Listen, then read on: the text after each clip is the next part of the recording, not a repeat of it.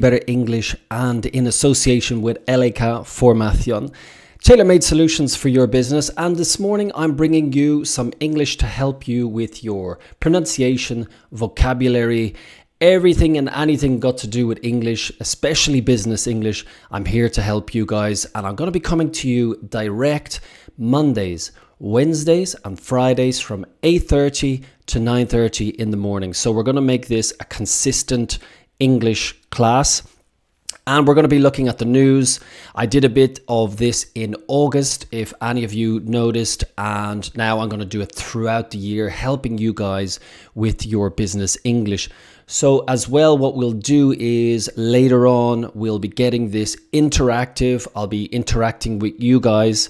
You'll be giving me your feedback, how you feel about different topics, and we'll try and make it your morning as enjoyable as possible while trying to help you guys at the same time. Now, as I said, I'm coming from Dream Better English. I'm streaming on YouTube and I'm streaming on LinkedIn right at the moment.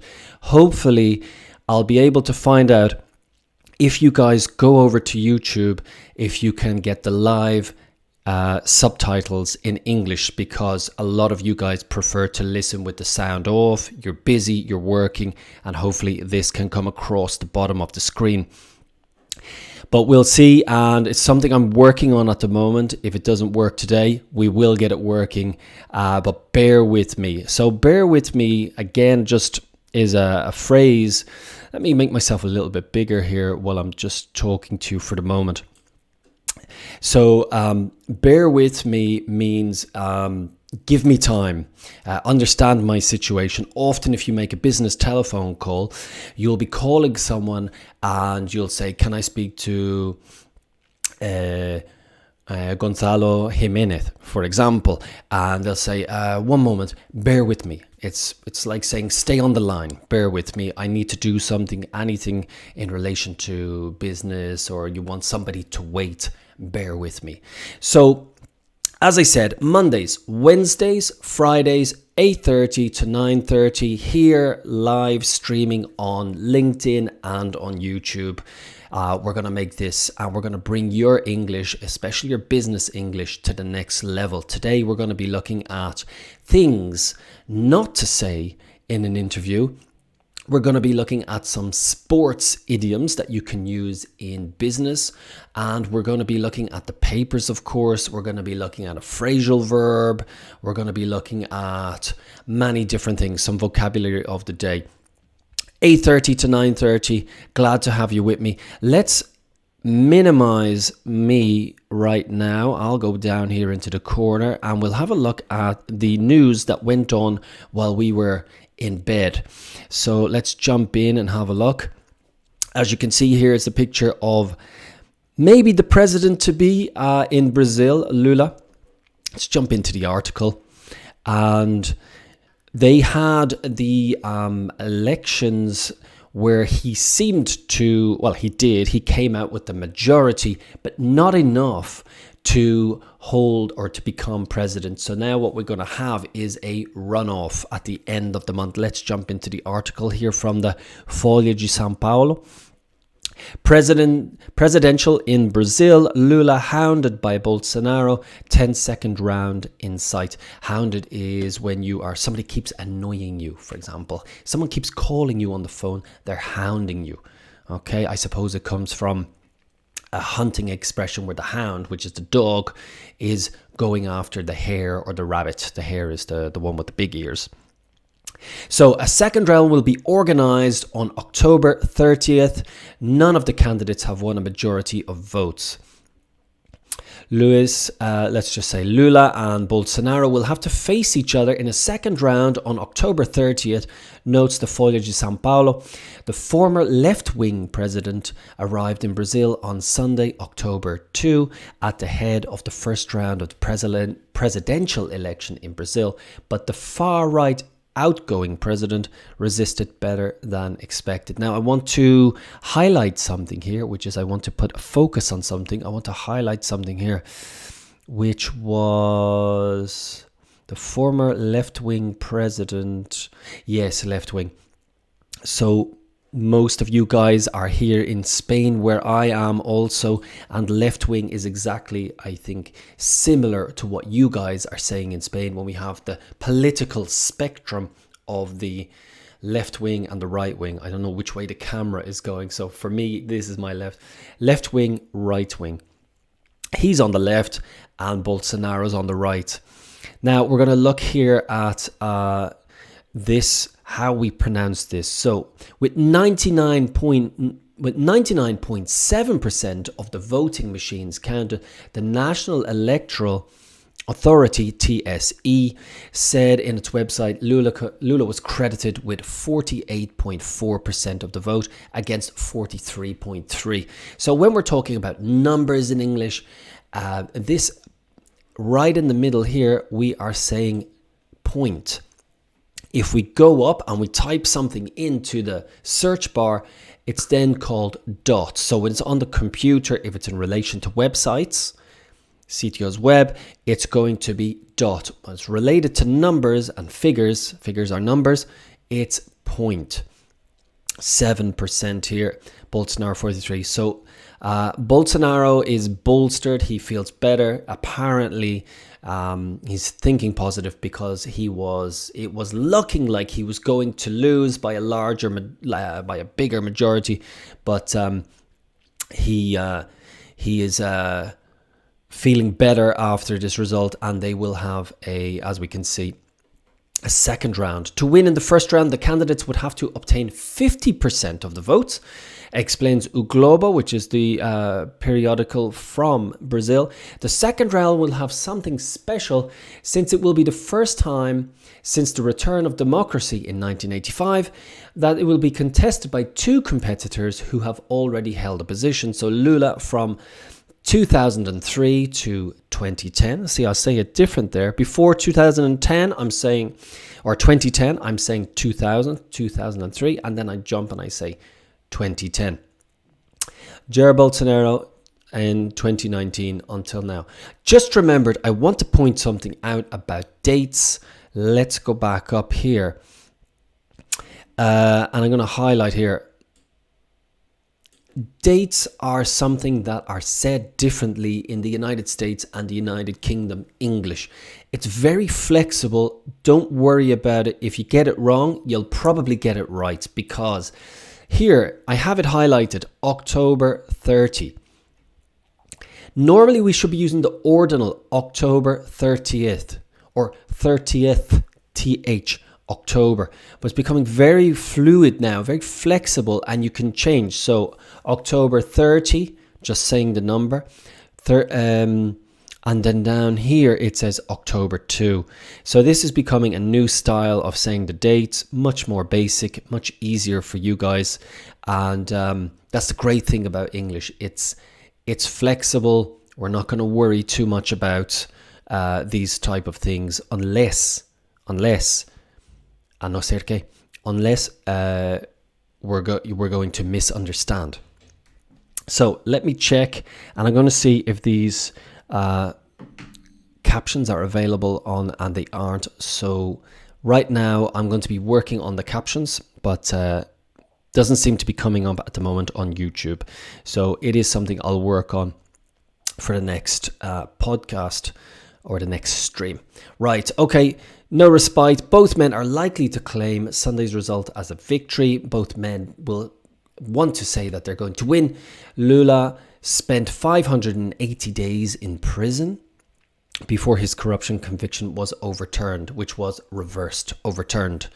If I highlight it here, which saw him miss the 2018 election. This is a remarkable comeback, and Bolsonaro will relish the fact that opinion polls that saw him far behind Lula were off the mark. They weren't correct as he predicted. With this result in the form of a cliffhanger, voters will have no respite. They won't be able to relax over the next 4 weeks, warns the chain, because the two great rivals will have to fight to recover the votes of the 6 other eliminated candidates. Kind of like similar to the French presidential elections, I think I'm not sure in the French elections, you guys will know perhaps more than me, if they can give their votes to someone. But in this runoff, which is doing it again, they will have to fight for the votes of the other candidates.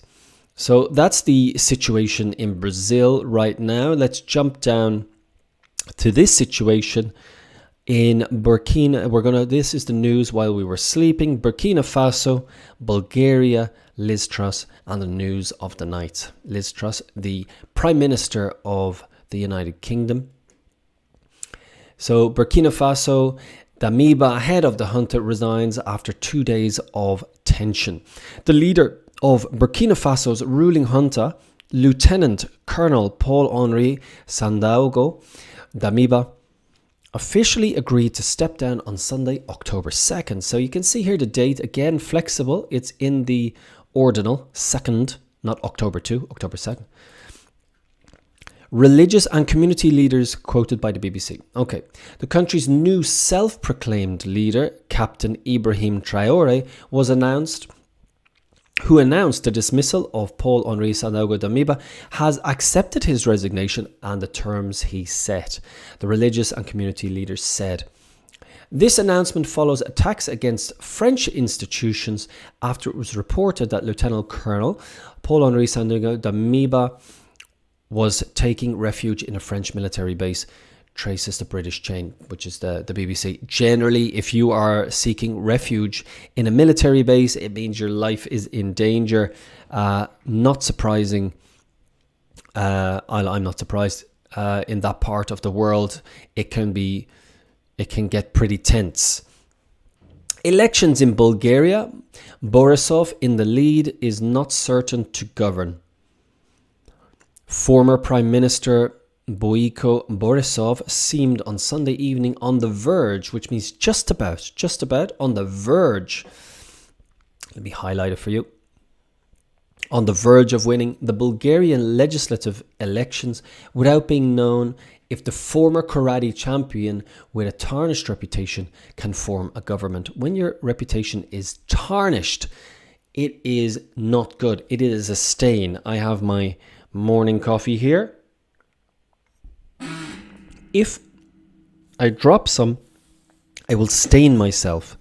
But if the stain remains, let's say on a table, for example, it's tarnished. So this guy, his reputation is tarnished for some corruption, I'm sure, or something he did. Politico Europe, who sees no clear way of the protracted, which means going on for a long time, protracted, political crisis in this Balkan country. According to exit polls from Alpha Research and Gallup, his right-centred Gerb party is on track to win some 25% of the vote after the poll. Exit polls. What are exit polls? Well, a poll is like a survey. And often when you go to the elections, these are called the polls. Sometimes instead of saying we're going to the elections, they'll say the people are going to the polls. So exit polls are when people come out of the elections and they say, interviewers will say, who did you vote for? And they'll say, I voted for A or I voted for B. So then what they do is they get an idea of who people voted for, and then they can broadcast this and go, it really looks like according to these exit polls, it looks like this person is going to win by, if it's a big margin, huge margin, super big, landslide. A landslide is when the earth falls, a landslide victory. That's when you're talking about 85, 95% or 75. On track to win 25% after the poll, the fourth in the country in 18 months. So there is turmoil, it seems, in Bulgaria. If there are 4 elections in 18 months, it doesn't look good, which means he will now have to try to cobble together a coalition in a very fragmented political landscape. Cobble. This verb, it comes from what you have is cobbler in English, and a cobbler is zapatero in Spanish. So to cobble is putting together a coalition, a group of parties. So this is the expression. Lots of these type of expressions in business English, and it could be the same here in Spain. Let's get out of here for the moment. I want to jump into our idiom of the day. So our idiom of the day is, let me bring it up here so you can see, quiet as a mouse. What does this mean? The meaning, and this is from, just to give plug, the website English Club. The meaning of quiet as a mouse is, if you are as quiet as a mouse, you're very quiet. So, for example, I didn't hear you come in last night. You must have been quiet as a mouse. Another example, Nadia has been as quiet as a mouse in class since everyone laughed when she said the wrong thing. So when somebody is super quiet, working in their corner, in the office, let's say, they're over there working away, quiet as a mouse. Then here we have a note. Quiet as a church mouse is an older version that is sometimes still heard. Okay. And what we can do is we can go back and let's have a look at our phrasal verb of the day. Let me close this. Mixed up in. To be mixed up in something. Let's see what this means. Meaning, to be involved in something illegal or immoral, such as organized crime or corruption. That's true. It generally has a kind of negative feeling. When I saw it, I was like, yeah, this is a more negative feeling. So to be mixed up in something. Let's have a look at our examples. Mixed up in. Jake was mixed up in the drugs trade when he got arrested for selling marijuana. Several high-ranking generals were mixed up in organized crime and oil smuggling. So if we take this back to Burkina Faso, we could say, why is he stepping down? Oh, there's another phrasal verb I want to talk about. And we can talk about this. When we have this leader who stepped down in Burkina Faso, it is to resign. To step down means to resign. So if we're talking about your business, if your CEO, your CFO steps down, it's where they have decided to leave the post. They have decided, they were not fired, they have decided to step down. Maybe because of pressure, maybe because they got mixed up in a scandal. Maybe they got mixed up in organized crime and oil smuggling. So better to step down rather than instead of losing your job. So that is mixed up in. And let's go back. And what have we got next? We got our slang of the day, social English, rats. Okay, more common in the States. We see the American flag here. And as I say before, America is the English term a lot of people use for the United States. So it's politically incorrect. I'm going to say the United States, want to be politically correct. A lot of people say America for the United States. And I'm sure I've mentioned this before.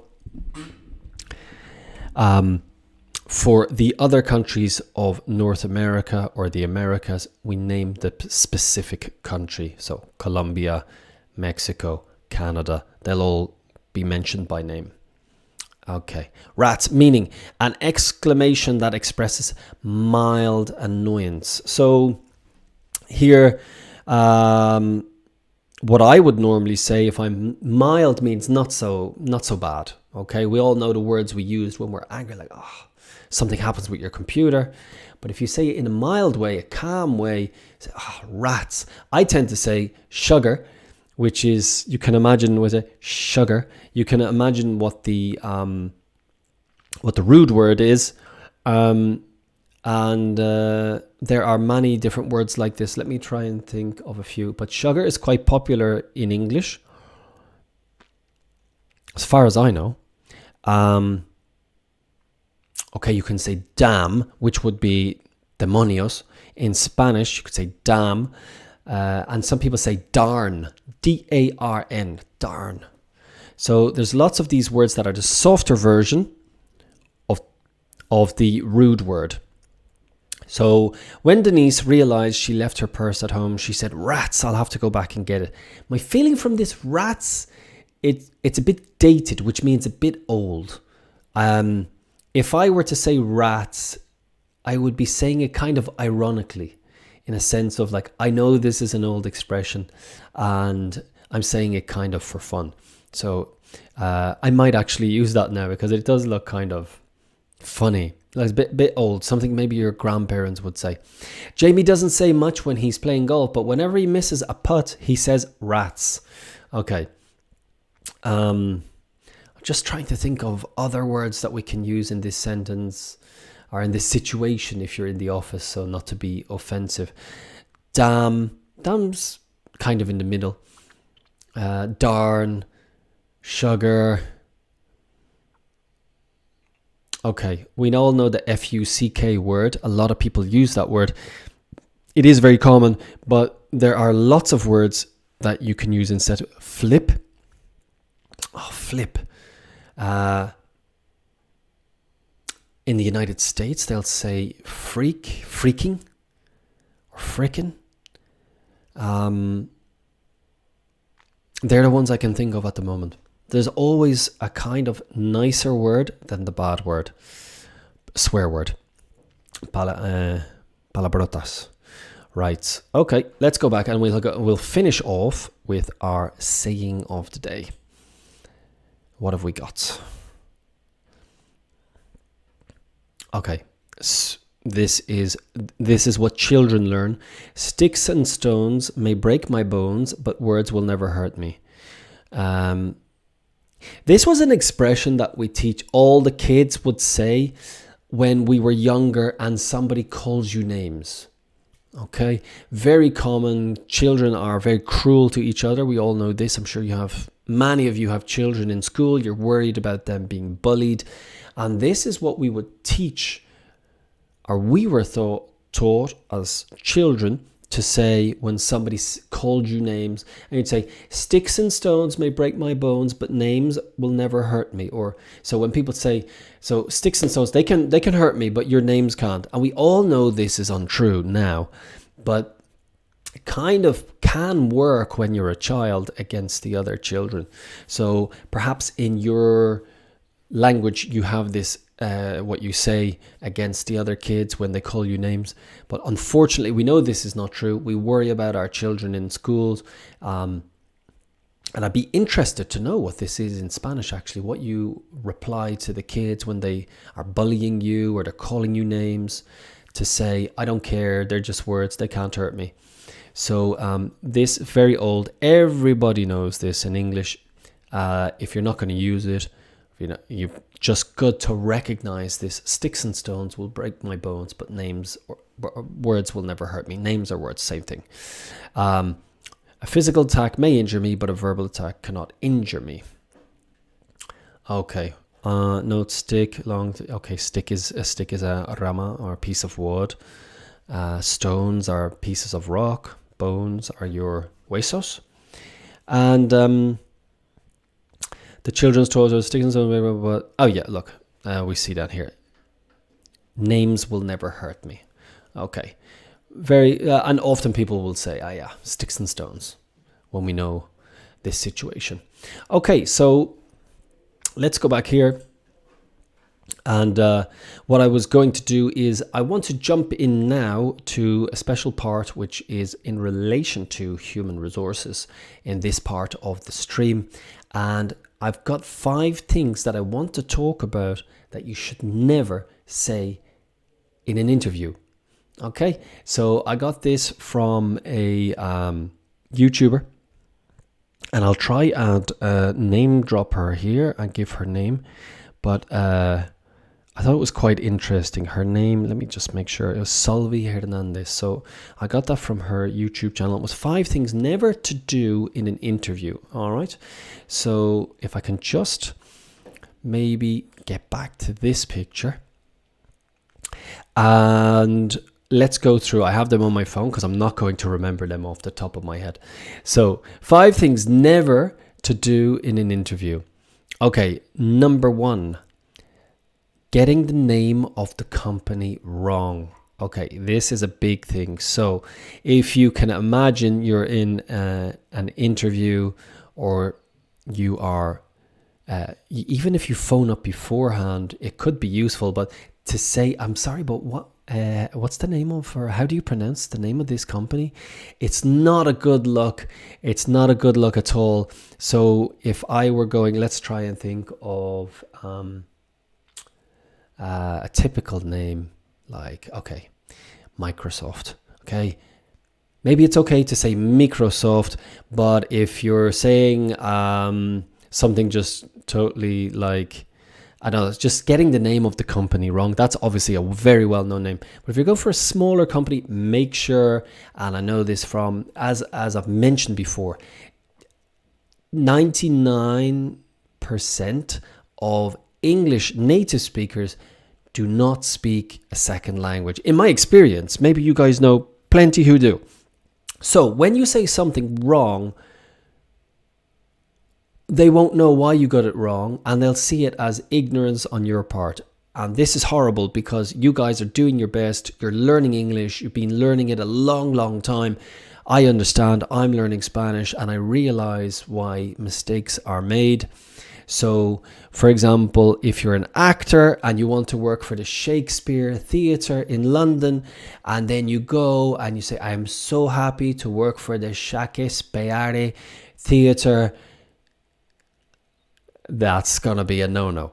Okay, you've lost the job. Okay, Shakespeare, we all know this joke, but it's Shakespeare said the way it would be said in Spanish. We won't understand why, and it's important to get the name correct. That's number one in the 5 things not to say in an interview. Let's move on to number 2. And number 2 is answer a question you didn't fully understand. Okay, so you're in an interview, and then you could be having an interview very soon. I hope these will be helpful for you. But answering a question you didn't understand in an English interview, it's a very stressful situation indeed. You're in an interview with me, and I ask you a question, and you're focusing on understanding, and you didn't understand. Instead of trying to answer the question, don't answer the question. Ask them to repeat the question. You can say, which is very common, I hear from my students, sorry, could you repeat that, please? Or you can say, I'm sorry, could you say that again? I didn't quite catch that. Or I'm trying to make this as simple as possible for you guys to remember. But I think the best thing for you guys is just ask again in whatever way you know. Sorry, could you repeat that, please? Because you know yourself, if you're answering a question you didn't understand, you've got it wrong, because you're worried about them focusing on your English. Everybody in interviews in Spanish, in interviews in English, we're nervous, and it is quite common to ask someone to repeat a question. So don't worry in that sense. Just ask them to repeat the question and take it from there. And a little trick maybe, if they offer you a glass of water, take the water, keep it beside you, and when they ask the question and you need a second, pick up your water, take a sip of your water. It's a sip like this. Gives you a bit of time to formulate an answer, and also nobody's going to blame you for wanting water in an interview. Okay, so that's number 2 of the 5 things not to say in an interview. Here is number 3.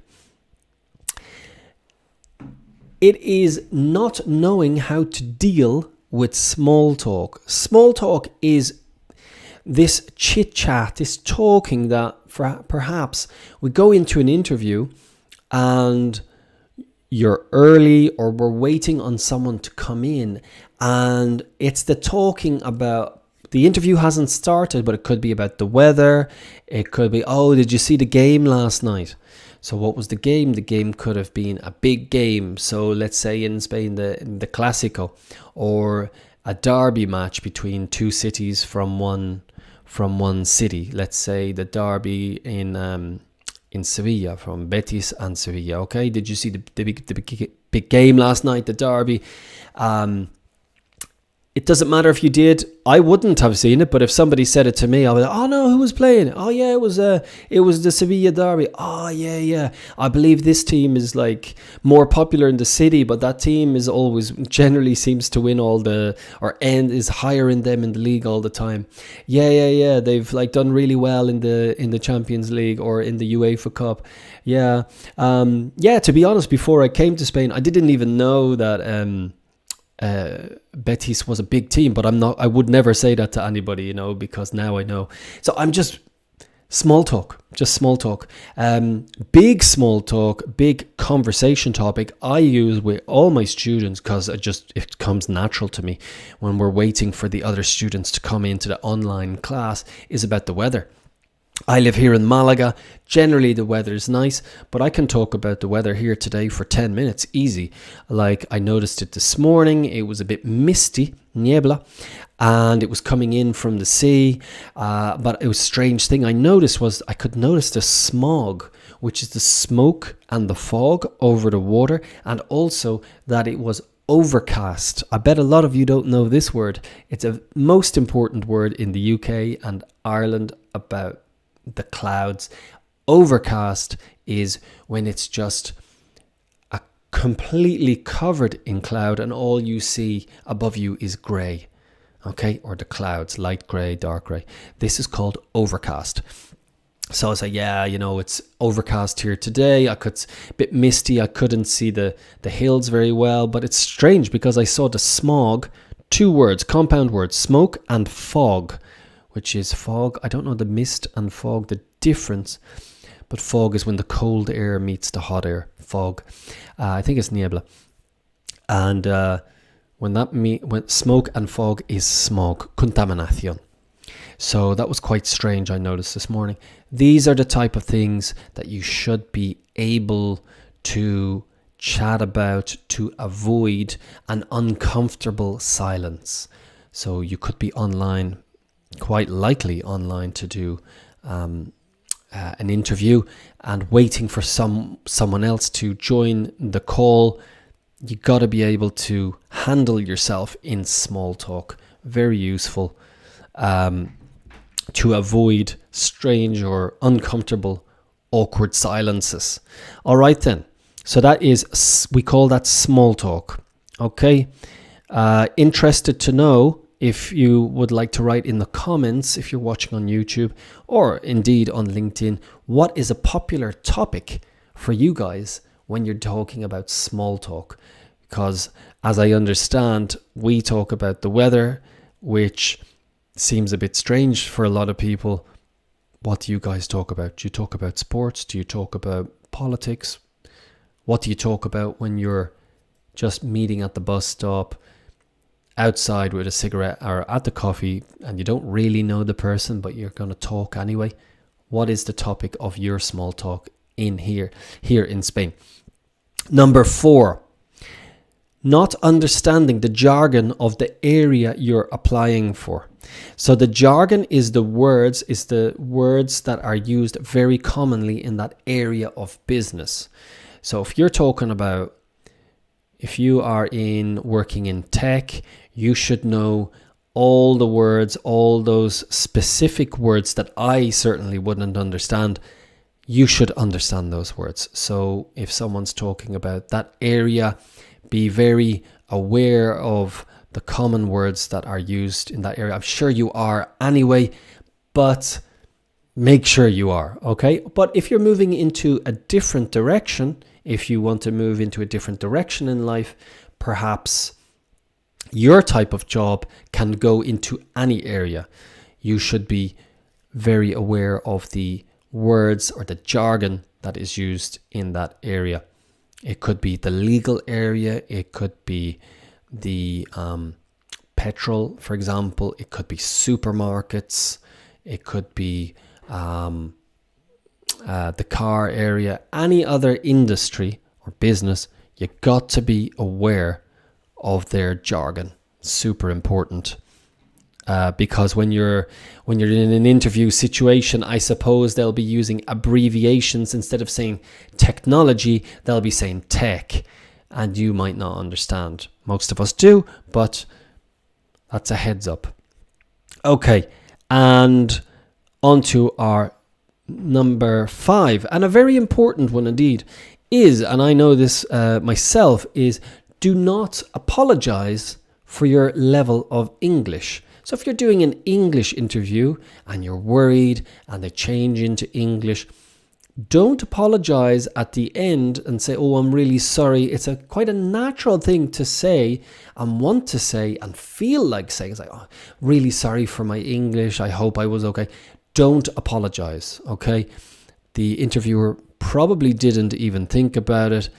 I feel strange when I only think about it if people say, I'm sorry for my level of English. Then I think about it. But if you don't apologize, I don't even think about it. So don't apologize for your level. You've just spoken in English. They have understood what you're trying to say. And I think because English people in general, let's say especially in big cities, London, New York, those type of places, are very used to people with all different levels of English, very used to a multicultural, cosmopolitan society, and they hear all the different levels every day. So you will be no different, and they'll just look at you like a regular, normal person. You know, I've started to notice adverts now. I was talking to some of my students, and I've noted adverts now on YouTube where they're in English, but they're adverts by foreign people speaking English. Rather than get a native speaker, they just use the foreign people, and these are big companies, and they just say everything. You can notice that they're foreign, but that's just an accent. We all have our accents. Getting the pronunciation is the most important thing. You can get your pronunciation, of course. But yeah, it's no big deal. Nobody cares too much. All they want to know is, can you communicate? Don't apologize for your level of English. And I hope that makes a lot of you feel better. If I were to do something in Spanish, I would take that piece of advice, and I wouldn't apologize. Okay, unless you guys tell me that you should apologize and it works. You never know how it works, but with English speakers, we don't care. Okay, just want to understand, and I hope that makes you guys feel better, because you are trying your best. A lot of you get nervous, and perhaps your own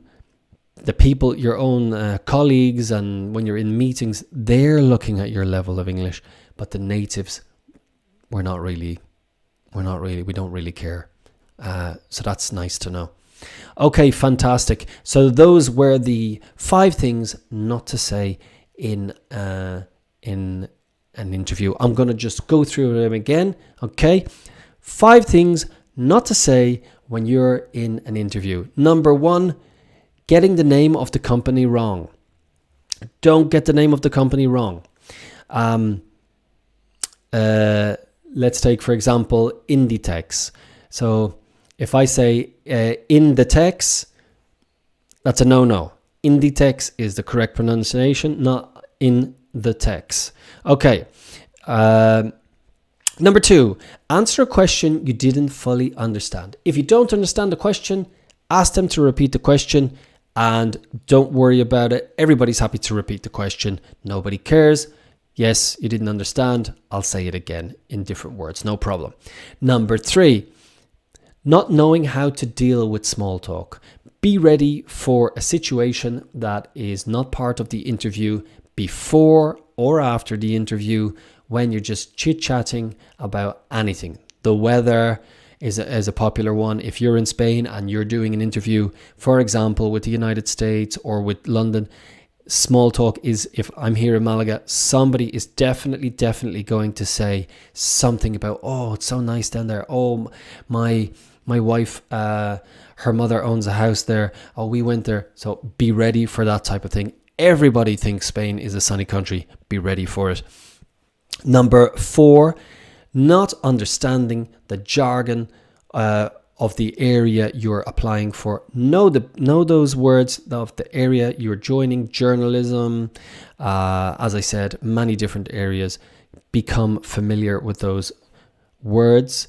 And then finally, number 5, don't apologize for your level of English. So there you go. Those are the 5 things not to say in an interview. Okay then, let's move on. And we are going to look, and this is what I wanted to look in the economy and business section of El País. One thing you guys probably don't know, and maybe a lot of you do, and as you can see on the screen here, El País also is in English. Now, I'm not sure about other newspapers in Spain. There may be more in English, but you have to get a subscription or something. El País is free and it is in English. Maybe some of the news is not as up to date as the Spanish version, but why not have a look? We'll look anyway, because all of you guys are here in Spain, all of you guys on LinkedIn anyway, and on YouTube, a lot of you guys are in South America. But the news here, the headline, the titular, Amancio Ortega, landlord of the big tech companies. Okay, what's a landlord? A landlord is the person who owns a property and they are renting it. So landlord in propietario would be in Spanish, or casero is the landlord. If it's a woman, it's landlady. And this is universal. It sounds very strange, sounds very old, sounds very dated, but is in fact what we say in English. We say landlord or landlady. Okay, in my particular case, my last case here in Malaga, I was renting and I had a landlady. Before that, I lived in Madrid and I had a landlord and a landlady. It was a brother and sister. So that's what we say, landlord. So Amancio Ortega, landlord of the big tech companies.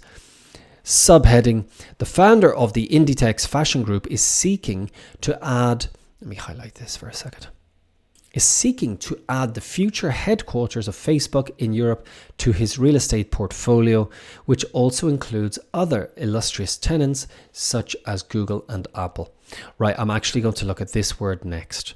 Tenants is the opposite to landlord. Okay, landlord is the owner, tenant is the person renting. That is the person who's paying the money every month. So in this case, Amancio Ortega is the landlord or his group, and the tenants are Google and Apple. They are renting these properties on his land. Seeking is looking for. Real estate is inmobiliario. Portfolio is group. And headquarters is sede. S-E-D-E, sede in Spanish, and this is the headquarters. It's the main building. All right, so Ponte Gadea is unstoppable. The news revealed by specialized media that Amancio Ortega's real estate company is negotiating the purchase of Facebook's future headquarters in Dublin, Ireland, has almost reached the category of paradigm. It is a monumental operation. Now, the same as Spanish, the pronunciation here, $550 million. $550 million, according to published figures, in a year of great investment activity for the richest man in Spain. Interestingly enough, I'm probably going to get this wrong, but I'll give it a go.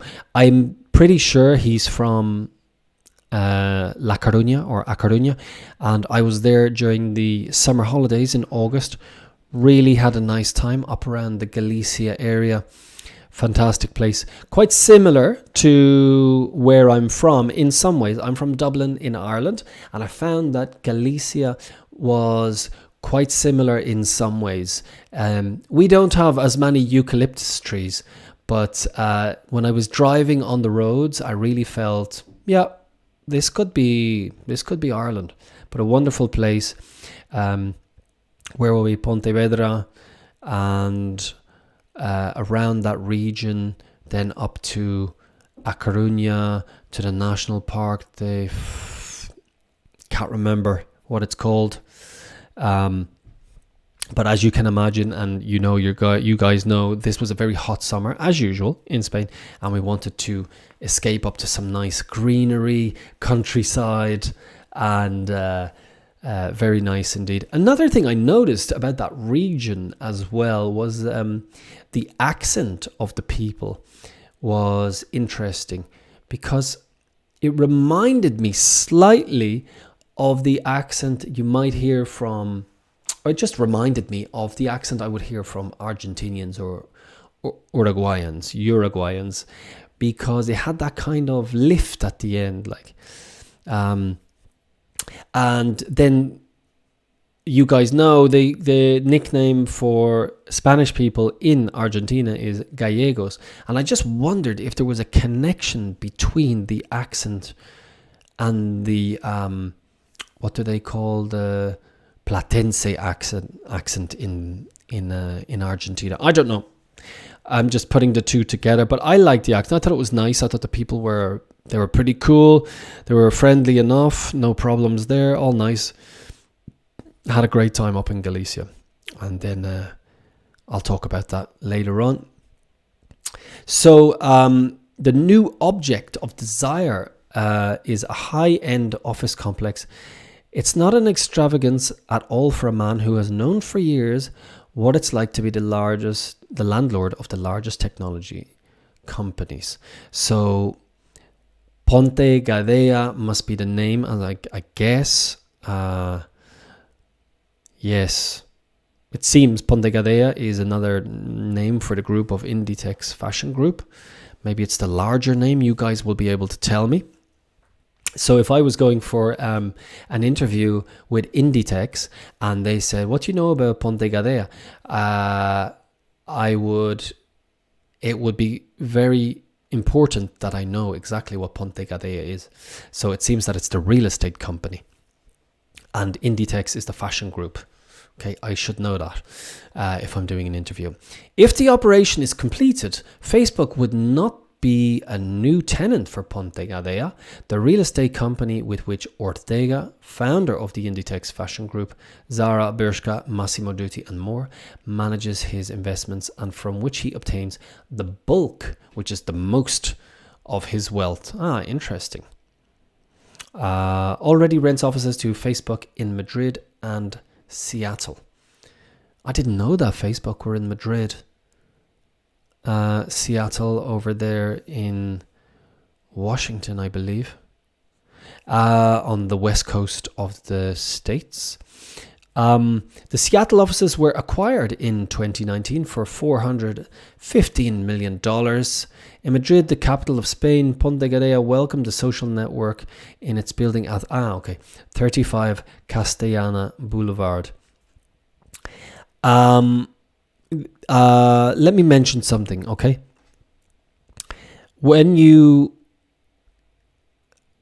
If, for example, we have here Castellana Boulevard, often I'll be talking to students and they will translate names.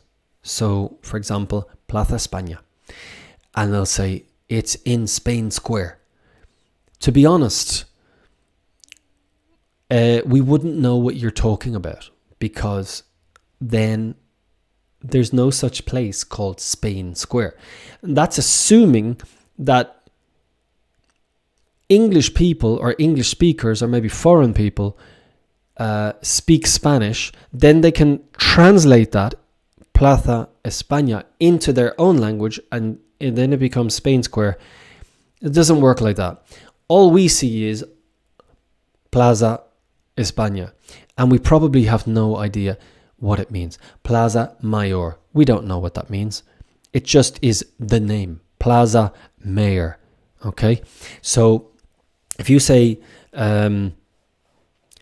Big Square or Main Square, Mayor, or whatever you want to translate, we'll be lost. So don't feel like it's necessary to translate the names of streets or places, because we won't understand, to be honest. The name is the name. You can say it maybe more in an English way. So as you notice in the United States, I don't know if you have even noticed, but the people in the United States have a lot of Spanish names because of, obviously, when Mexico ruled that part of the world. So you have many names like San Diego, San Francisco, Los Angeles. But of course, nobody says Los Angeles. They say Los Angeles. And I can guarantee many people don't have, and they have no idea what that means. Las Vegas, nobody knows what that means. It's Las Vegas. So they're just names. Say them as they are and don't worry about translating. Found that quite interesting as well, the way with the royal family, the way, for example, the Queen, we say the late Queen Elizabeth. The late means she died recently. So the late Queen Elizabeth II, how you say in Spain, La Reina Isabel. And for us, that's like, well, her name's not Isabel. Isabel is a name. And Elizabeth is a name. So, or Carlos and Guillermo, Enrique. It's quite strange, you know. I understand now because I live in Spain, but for us, it's quite strange that you would actually translate the names and change them. No, it's just something you do here, and I think it's different, but it won't be done in the English sense. So back to the article. The offices of Facebook in Madrid are on the Castellana, a shared block of 7 floors plus 3 more underground for parking. That until last spring was also the headquarters of the law firm DLA Piper. Okay, so when you come across acronyms, we generally will say the letter UK, DLA, USA, US. Okay, headquarters, say they. Okay. But the Dublin operation is of a different scale. The 100,000, same as in Spanish, 100,000, 100,000. It's as simple as that. You don't need to. It can be scary when you're talking about numbers in a meeting, but just remember, the way you say it in Spanish, translate to English. Square Meter Complex is intended to be the largest headquarters of Meta, the parent company of Facebook, which also owns Instagram and WhatsApp. In case you didn't know, Instagram and WhatsApp belong to Facebook. Okay, the 6 buildings in the complex can house up to 6,000 employees, and the rent would be around €22 million a year, with a commitment to stay for the next 25 years, according to the... Do I say data or data? I'll say data. According to the data which has been published and on which Pontegadea has not commented. Okay, so it would be great business for Pontegadea to land this deal. To land a deal is to make a deal complete. You would definitely want Facebook as a tenant. They're obviously they've got a lot of money, let's say. Facebook is not Ortega's only technological tenant. His vast, which means a lot, real estate empire, which is valued at more than 15 billion. Okay, I had a conversation about billion with some students the other day, and it seems that it's quite complicated because you say it differently in Spanish, and apparently the UK and the US billion is different. So I need to look into this more, but it's dollars here, so I will come back to that. 15 billion can boast of having almost all the American big tech companies among its extensive list in tennis. Just in Spain, it rents offices to Google in Madrid's iconic Picasso Tower, as well as 2 Apple stores in Barcelona and Valencia. Apple also rents commercial spaces in Paris, Miami, and San Francisco. Okay, and we'll just finish on this paragraph.